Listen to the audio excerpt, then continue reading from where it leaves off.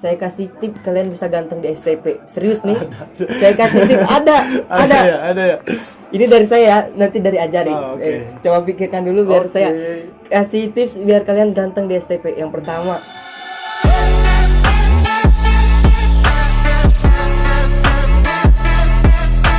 hai sobat, ini Q&A part 2 ya. Iya. Part 1 di linknya di atas nih. Ini part 2. Kita akan menjawab pertanyaan yang belum terjawabkan semua kan di Iya, video yang kemarin. sebelumnya. Pertanyaan pertama langsung aja ya, tanpa basa-basi. Kalian yang mau tahu banyak tentang STP langsung aja klik video-videonya, sudah banyak saya upload. Banyak kok yang kemarin juga kita. Oke, Kak, harus bisa berenang nggak sih?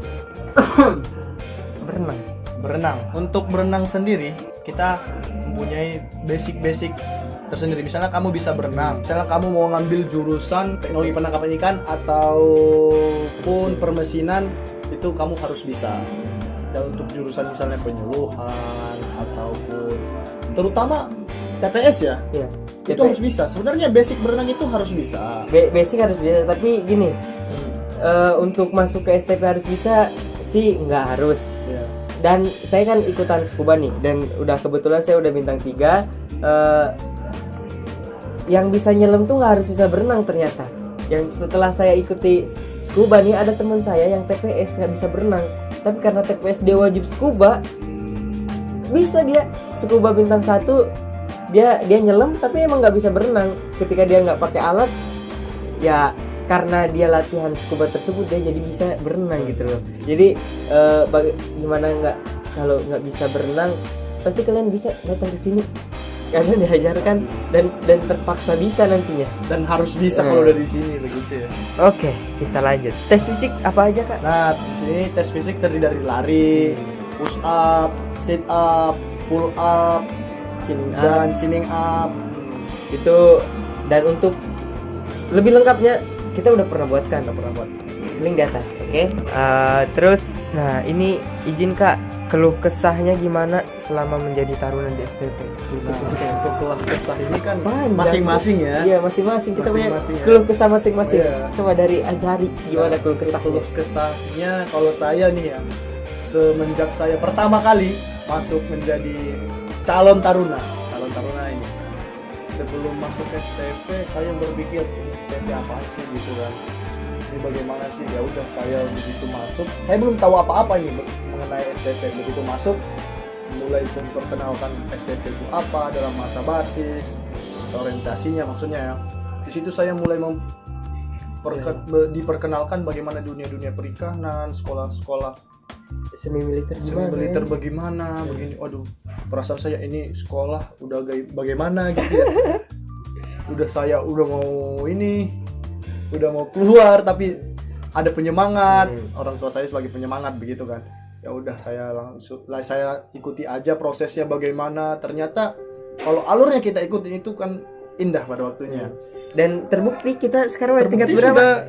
Sudah 3. Bentar lagi kita akan tingkat 4. Mau selesai kan? Jadi itu keluh kesah Ajari. Iya, Keluh kesah saya sih hampir sama. Pertama masuk pasti akan ada titik di mana kita merasa ingin menyerah kan. Bingung ya. Oh, apalagi tingkat 1 tuh. Waduh. Makanya kita pengen menyerah, tapi coba kita flashback kenapa kita mau masuk sekolah tinggi perikanan. Dan ingat juga kita 3 bulan benar-benar enggak megang handphone, nggak bisa ngabarin orang tua ya. Itu kita ingat kembali. Nggak tahu dunia luar apalagi ya. Kita ingat kembali perjuangan orang tua kita yang menyekolahkan kita di STP gitu. Masa kita mau menyerah gitu aja. Dan hal yang lucu sih, yang unik, karena 3 bulan nggak pegang, nggak tahu apapun, yang namanya nonton TV tuh kayak surga. Wah, ya, kita rebahan nih di kamar kan, di rumah, tengah rumah sambil nonton TV tuh. Wih, itu kenikmatan hakiki. Udah nyaman banget kayaknya. Paling nyaman itu saking 3 bulan kayak teknologi nggak semua kita pegang gitu loh. Dan untuk keluh kesahnya itu ya pasti dari masing-masing orangnya banyak lah. Yang penting kalian tetap semangat sih menjalani kegiatan yang ada di STP, ikuti saja alurnya, dan kalian harus beranjak dari zona nyaman nih, kayak kita berdua. Buatlah, kita kan nggak tahu kan kalau ditanya pekerjaan kita mau jadi apa, kita juga masing-masing nggak tahu. Tiba-tiba dia jadi dokter, saya jadi presiden, gitu kita nggak tahu. Jawabin aja ya. Kita nggak tahu, makanya kita selama di STP ini kita cari pengalaman sebanyak mungkin, sebanyak-banyaknya untuk mempersiapkan kerja kehidupan yang benar-benar nyata gitu. Kita next lah. Ini ada pertanyaan dari Jevania_M666. Mau tanya Kak, apa STP dapat pesangon juga seperti kedinasan lain? Nah, untuk STP sendiri tidak mendapatkan pesangon. Tapi STP angkatan yang dulu mulai dari angkatan 30 ya. Iya. Angkatan 30 itu awalnya angkatan 1 sampai 30 itu mendapatkan pesangon, dan STP juga pernah loh menjadi Ikatan dinas. dinas. Keluar langsung PNS pernah. Ya, tetapi mulai dari angkatan 30 sekian gitu, Ya. STP sudah tidak lagi menjadi ikatan dinas. Jadi kedinasan yang Ya, kedinasan yang non ikatan dinas. Jadi sekarang ini STP tidak mendapatkan pesangon, tetapi semua fasilitas yang ada di asrama, semua yang ada fasilitas di kampus ini kita semua gratis, mulai dari makan, tempat tinggal, listrik, air dan sebagainya, kita itu gratis. Untuk biaya fullnya biaya selama di STP ini ada requestan nih. Kita buat video khusus membahas tentang pengeluaran yang selama kita berada di STP nih. Biaya pendidikan selama di STP kita buatkan nanti tapi khusus video tersebut. Jadi stay tune Terus di channel ini ya. Bagi tips dong Kak buat bisa lolos STP. Bagi tips nih. Tipsnya, Apa tipsnya? tips-tips bagaimana mudah masuk STP akan kita bahas ke episode berikutnya kali ya. Iya. Bersama taruna-taruna baru yang sekarang, taruna-taruna angkatan yang pertama sekarang ya. Kita buat ya. Kita buat, oke? Dan saya kasih sedikit saja tips. Yang penting kalian semangat, berdoa, minta restu orang tua.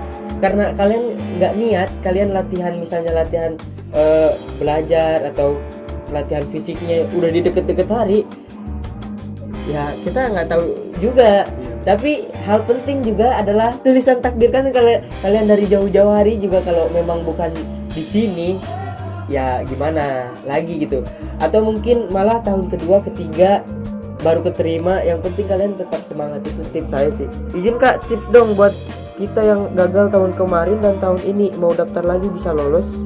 Nah, tipsnya untuk kalian yang gagal tahun kemarin, seharusnya kalian sudah tahu celah-celahnya Betul. masuk STP itu di mana. Sebenarnya lebih mudah ya. Iya, karena dia udah pernah. Saya waktu tes pertama gagal, saya kurangnya di sini Ya, nih. dan di situ kalian bisa memperdalam lagi Nah, pengetahuan kalian tentang yang kalian gagal tahun lalu gitu. kayak pertama administrasi tahun pertama kalian, bingungnya minta ampun, pasti kalian pas daftar kedua Enjoy aja kayak udah gitu. enjoy aja, udah lebih tahu daripada yang baru mau Yang masuk baru ya. mau masuk. Dan untuk kalian jangan pelit-pelit juga. pelit. Bantu teman kalian, rekan kalian walaupun belum kenal, yang memang dia baru pertama kali, sedangkan kalian udah misalnya 2 kali 3 kali mau mendaftar ke STP. Karena membantu tersebut kalian dapat rezeki bisa masuk kan, dapat siapa yang tahu gitu. Rezeki kan kita nggak tahu. Walaupun kalian bersaing, tapi harus saling mengerti. Nah betul Kak, apa sih suka duka yang dirasakan selama menjadi taruna ini? Suka duka nih, tadi kan keluh kesah, suka duka. Apa sih bedanya sama ya? Suka duka, keluh kesah. Mungkin kalau keluh kesah keresahan kali ya, ketidaknyamanan. Suka duka. Berarti ini ada suka, ada Ada dukanya dukanya ya. ya. Coba. Kalau Suka saya mulai dari dukanya dulu. duka dulu. Ya. Saya dukanya ya, yang pertama sih jauh dari orang tua. Itu pasti rata-rata semua. Dan waktu awal pertama kali masuk STP tidak bisa menghubungi keluarga. Saya sedih banget itu, tidak bisa menghubungi Pacar? keluarga. Pacaran itulah segala macam lah. Terus tidak bisa melihat sosial media, perkembangan dunia luar, kita tidak tahu bagaimana. Dan tetapi ada sukanya di situ. Nah, sukanya ini di balik kita tidak bisa mengetahui tentang dunia luar atau segala macamnya, di situ kita bisa tahu rasanya kebersamaan bersama teman-teman yang ada di asrama. Kita misalnya di asrama nih, saya belum pernah makan bareng, mandi bareng yang namanya gitu kan. Kan di asrama kita di sini kita bisa makan bareng, mandinya bareng, ngobrolnya bareng, tidurnya bareng. Di situ kita bisa berbagi cerita. Itu menjadi suka kita. Suka kita itu bagi hiburan juga bagi kita kan. Untuk suka duka saya sendiri, yang pertama duka dulu ya. Dukanya itu sih, kalau masalah jauh dari orang tua mungkin Udah pasti ya. pasti sama. Untuk duka yang lebih ke lainnya tuh kayak apalagi ketika lihat mahasiswa lain bisa jalan-jalan atau bebas gitu, sedangkan kita bukan terkurung ya, karena pendidikan kita terbelenggu di sini. Kayak masa mudaku terenggut di sekolah tinggi perikanan. Pertama awalnya ngomongnya mikirnya kayak gitu, itu duka yang pertama. Sukanya tersendiri lebih banyak daripada dukanya kan, karena nggak mungkin. Sukanya tuh pengalaman yang kita dapat banyak sekali, apalagi kalau kalian bisa aktif di organisasi-organisasi yang pernah saya sebutkan di video sebelumnya nih. Kalian bisa aktif di organisasi, itu banyak sekali pengalaman untuk bekal kalian menjalani kehidupan selanjutnya, dan kalian di situ akan merasakan bahwa nilai tinggi itu tidak akan terlalu berpengaruh di pekerjaan. Benar. Yang berpengaruh itu adalah pengalaman. Yakin. Guru yang terbaik adalah pengalaman. That's right. Pertanyaan selanjutnya. Ini yang kocak nih, kita bahas jelas nih. Apa tuh? Cara agar bisa ganteng. Saya kasih tip kalian bisa ganteng di STP. Serius nih. Saya kasih tip ada. Ya.